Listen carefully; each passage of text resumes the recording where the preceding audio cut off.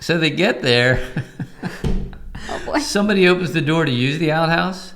Uh-oh. Oh no, snake. And all these little heads were sticking up in the water. Oh, no. A whole bunch of them. Snakes? Yeah. Oh! Hi, I'm Jeff Pfeiffer. And I'm his daughter, Rachel Tretton, and together we own multiple businesses. People often ask, how did you acquire so many businesses and what's it like to run so many businesses? So we have created this podcast, the Uncommon Success Podcast, where we talk about our businesses and just the daily life of living together. And we hope you enjoy the podcast, and it involves humor and design and entrepreneurship and how to run businesses successfully. We hope you enjoy the podcast. Welcome back to the Uncommon Success Podcast. Thank you. It's nice to be here. We're going to be talking about our company Heat for Less and the big change that we just made and how it can maybe help other business owners too, because I think it's about time we made this change, and maybe there's other listeners out there who have a business or even in their personal life can apply what we did on a smaller scale. Okay. So what did we do? Well, if you're a smaller company, and we really only have 3 employees, my wife and I and Rachel, and we have some of the employees from the other businesses come to help out, like to unload tractor trailers or to load or that kind of thing. But normally, basically, the 3 of us run the business. So, and what is Heat for Less for those of them that don't know what that is? Heat for Less is an infrared heater company. I invented an infrared heater that makes 2 times more heat than almost every other 1,500 watt heater, using the same amount of electricity, twice as much heat. And so we've been picked up by 2 national chains that carry our product, and we're in a bunch of mom and pop shops as well, like vacuum cleaner stores, appliance stores, furniture stores, restaurants, and different things. So we're in a couple thousand stores right now across the country. Yeah. And so that's what Heat for Less is. So it's a heater you just plug into the wall. It's a little box, not little, but I mean like a 2 by 2.5 size. Less than that, but anyway, close enough. So maybe we should start with talking about the ins and the outs of the business, like the day-to-day. Like, what does that look like? So when you say we're a small business, small is in like number of employees. Staff-wise. Yeah, staff-wise, yeah. Obviously, if a national company is we're not probably really small. not considered a small business. Probably mid-size is what we would be. Yeah, yes. I agree. And I failed to mention that our heater, you just plug it into a regular 110 outlet, just a regular outlet, and it'll heat a small house. One heater will heat a small house using another heat source. You failed to mention that because you're trying to give a plug. Oh, I am. Yeah, it's very important. I want to help our viewers to save as much money as they possibly can. It's half the price of oil and cheaper than any really other there heat source. There you go. Okay, so what happens is that a large company, staff-wise, employee-wise, they would have an HR department, and they'd have a sales department, they have a promotional department, they have a finance department, and so on, communications. We do all of that, all 3 of us. Yeah. And it's just not like it's not practical to do everything real well. So when it comes to fulfillment, and that is answering the phone, taking the orders, taking orders off of our websites, and then shipping the product out, we have outsourced that. And so there are what's called fulfillment facilities, and we found one in Ohio. No, wait, you say we. Let's be real, who found them? I found it. I did. Anyway. I just had to say. So you found I did contribute. Good girl, Rachel. That was good. I contributed to this. We were at a hardware show. Yes. And I just happened to not be at the booth at that moment. Oh. You're not at the booth 90% of the time at hardware shows. Okay. Let's be real. Okay. So I was trying to find, my goal for the show was to find somebody who sold product on Amazon, because we didn't sell on Amazon, and I know that's a big lost market. Right. So that was how it started. That's how it started? The conversation with them. I was there and I forgot how it went You were down. there. Oh, yes, you were there. Napping in the hotel across the street. I was not napping. So it went from looking for someone to carry a product and list it on Amazon, which we could do ourselves. We used to do it ourselves before, but to do it well, there's really a lot of ins and outs with Amazon. It's not as easy as people would think. Right. To reach the masses. Sure, it's easy to get on and sell it, but if you want to do it right... Well, like return policy, for example, is probably one of the most challenging things. Yeah. So trying to navigate what is their options, does it work for you with the product that you're selling? Did we get returns? Very low percent, but still it's something that needs to be and all the returns addressed. We received were because of the customer just wasn't all there, because it can't be the product. I mean, the product is just awesome. It can't be that. It has to be the customer. Anyway, so it went from you found this person, then introduced me to them. Yes. And I liked the individual. I felt that he's a man of integrity. His daughter was also there. Yeah, that was cool. Father-daughter team, just like you and me. Yeah. Yeah. And so after some dialogue and talking with them a few times, we decided that we would then let them take the retail end of it. They would do all the fulfillment for retail. That means that when people called on the telephone to place an order or off of our website, that company would do all the fulfillment. Mm-hmm. And it's going really well. It's going way better than I thought. They're going to handle Amazon. And they're doing, Amazon plus Wayfair plus other things. So they're doing really well. Yeah. And they have a pretty good marketing team there. Yeah. So you just drove to Ohio a few weeks ago to see their facility. Yeah, I wanted to see their facility, want to meet their team, and they have way more employees than we do. They do. Just in the first room, they have more employees than we do. But very nice group of people, and they're doing a great job. I mean, their follow-up is really good, and they're doing a great job. What did you think of their corporate office? Almost as nice as ours. Oh my goodness.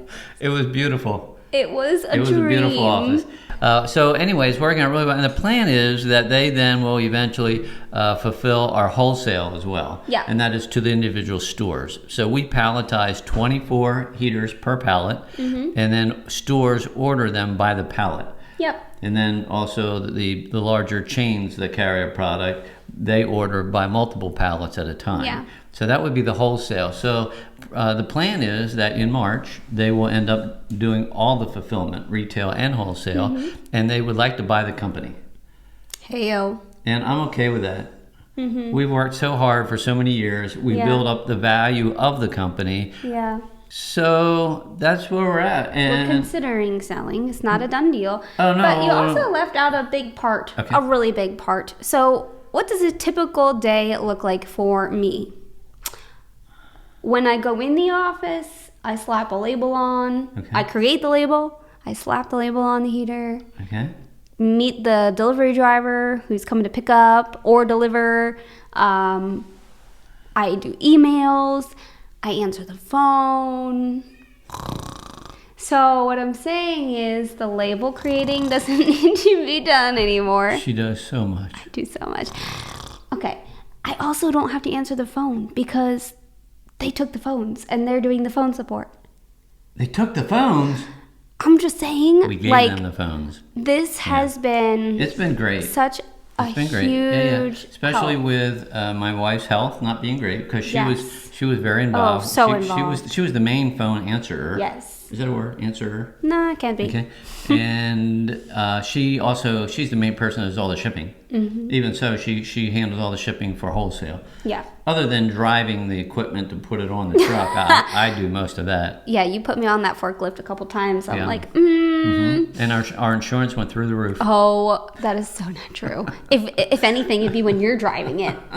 But yeah, so I guess for me and my business, the corn maze, the Gilbertsville farm. So what you did with Heat for Less is something that I could do. Yeah. Which would, for me, it would look like hiring a manager to run it for me. Okay. Because for you, with Heat for Less, that's a business where you're selling a product, and there's a lot of like packaging stuff. For the Gilbertsville farm, I'm a destination. Like people, there's no packaging or selling, but I could systemize it where I'm not needed all the time. Or you could flip it. Or I could flip it. It's sort of like flipping houses, where you buy a house, you fix it up, and you sell it. Yeah. You start a business, you grow the business, and then you sell it. But it takes a while to grow it. It's not something that happens overnight. It normally takes 3 to 5 years for a startup business to be profitable. But after you've done it enough times, you can be profitable sooner than that. So I've had businesses that were profitable the first year. Yeah. Almost all of them were profitable the second or third year. Almost all of them. Yeah, the core maze business was definitely profitable the second year. Because we had experience. Yeah. So I guess an example for a stay-at-home mom. A stay-at-home mom's day might look like you're waking up, you're changing diapers depending on the age of the kids, you're making food, you're cleaning the house, you're if your husband has a job, you're helping him with his packing his lunches, or if he has a business, you're doing the emails, you're doing the phones, you're grocery shopping. So if you're a stay-at-home mom and maybe budgeting is tight, like how do you save time? Because that's really what this is all about. It's all about, like with Heat for Less, systemizing it, we're saving ourselves time, and it's running without us. I was wondering where you were going with all that. I'm bringing it full circle here. So for the Gilbertsville Farm, if I hire a manager, I save myself time. So a stay-at-home mom, if budgeting is tight and you can't hire a cleaning lady, like that'd be one example of saving yourself time, is like hire somebody to make your life easier. Grocery shopping, everybody has to do it.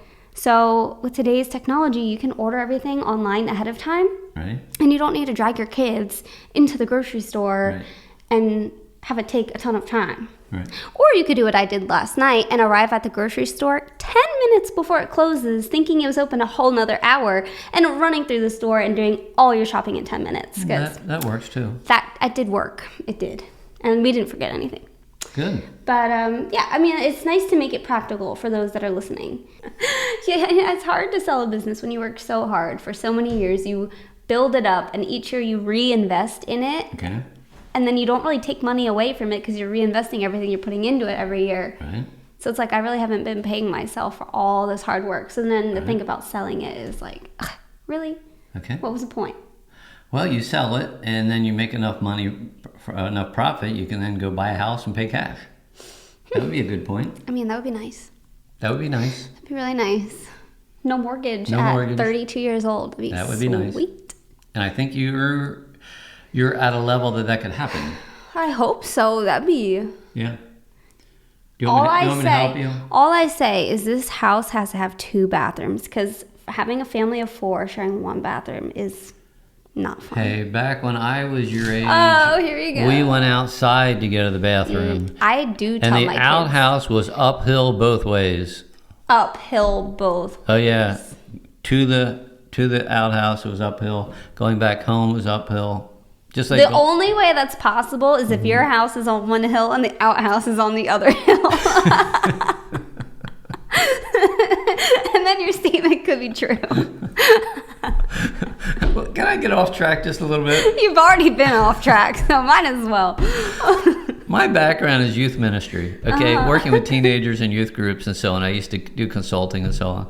There's a youth leader. His name is Charlie Popjoy. I don't think he'll sue me for using his name. I sure hope not. He's like, I don't know. I don't think he's quite 90 years old yet. He's still working with teenagers. He's in his 80s. We're going to see him in like 2 weeks, actually. That's right. Yeah, he's bringing the youth group that he's part of to our corn maze. To the corn maze. Yeah. And I don't know. What are you going to tell me about Charlie? There was something. You were going to go off track for a minute. Yeah. Oh. He took his youth group. Years back, he took his youth group to a cabin up in the mountains to like have a camping thing. But it's like a real cabin. Yeah. Okay. But the bathroom truly was an outhouse. Okay. Okay. So they get there. Oh boy. Somebody opens the door to use the outhouse. Uh-oh. Oh no, snake. And all these little heads were sticking up in the water. Oh no. A whole bunch of them. Snakes? Yeah. Oh. So I said, what did you do? He said, so-and-so who owned the cabin got his gun and started shooting them. Oh my. Can you imagine? Can you imagine sitting down to get out of the bathroom? I couldn't, man. I'd be looking while I'm standing up. I don't know. I'd find a tree or something. Yes, I would totally go in the woods. There's no way I would do that. That is so... But Charlie is like, he's like such old school. It's like, no big deal. Okay, the person with the gun. Yeah. Can we touch on that? Okay. You're shooting into poop and pee. Well, it hasn't been used for a long time, so it probably... How do you know? How do you know? The guy that lived there probably used it. And also what I wonder is, if it's a pistol, okay, you got a little bullet, the chance of hitting a snake with a little bullet is not very How do you know much. it was a pistol and it wasn't like that's what one I'm of the saying. pellet guns? But if it was like a shotgun, the whole thing would go... Yeah, that's what I'm saying. That is so gross. We need to ask Charlie when we see him in 2 weeks, how did you shoot those snakes? Terrible. This is so gross. This has something to do with selling heaters. I'm just not sure what it is yet. Well, I could touch on the heaters, the bathrooms that we've had in the heater warehouses over the years. Okay. The first was there was no bathroom. That's true. Mm-hmm. And you're along a highway, so there's no tree you can go behind. Yeah. Next warehouse, there was no bathroom inside. It was outside in the other building, so you had to walk across the parking lot in the rain, ice, the snow, and then the bathroom wasn't heated. It was gross. Like, we cleaned it, but like still, you never knew there could be a snake in there. And then the next warehouse, there's a bathroom inside, which is such a luxury. Mm-hmm. There's no heat inside this warehouse. Mm-hmm. There's no heat in the bathroom. Oh, there is heat in the bathroom. There's heat in the bathroom. It's not very clean. It is disgusting. Okay. All right. Very good. So we've never had a nice bathroom at our warehouse. Okay. Better than Outhouse. With snakes in it. Oh my goodness. Now you're going to like ruin it for me at the corn maze with our porta potties. Like, I'm going to have to get one of those little rubber snakes that float. Get one that floats. Not what? do that. Okay, well, I wouldn't do that. Do not. I will not do that. Would. I will not do that. Not have a good time. I will not do that. No way will I do that. Okay, you need to chill. Okay, I'm chilling. And do you have something else about Heat for Less that people need to know? Something that people need to know. Well, we share that with them, like if they have their own business. That I mean, you talk about like hiring people to clean your house and stuff. When you start a small business, you don't have money to do that. Well, that's what I gave the example of going to the grocery store. Instead of going and shopping, you can just do it from home, online. Go pick it up. It doesn't cost anything, and it saves you time and headache of taking your kids in the store and having them melt down. Although it is good to teach your children, they can't get everything and have them learn. You know. Yeah. So. Thank you for joining us for this episode of Uncommon Success. And you all know who the success part is. The humble one here as well. And until next week. You don't want to miss next week. Next week is good. It is going to be the best podcast to date. We have even bigger news. I like the one with Steven. That was pretty good. It was. But the thing that we're about to share is...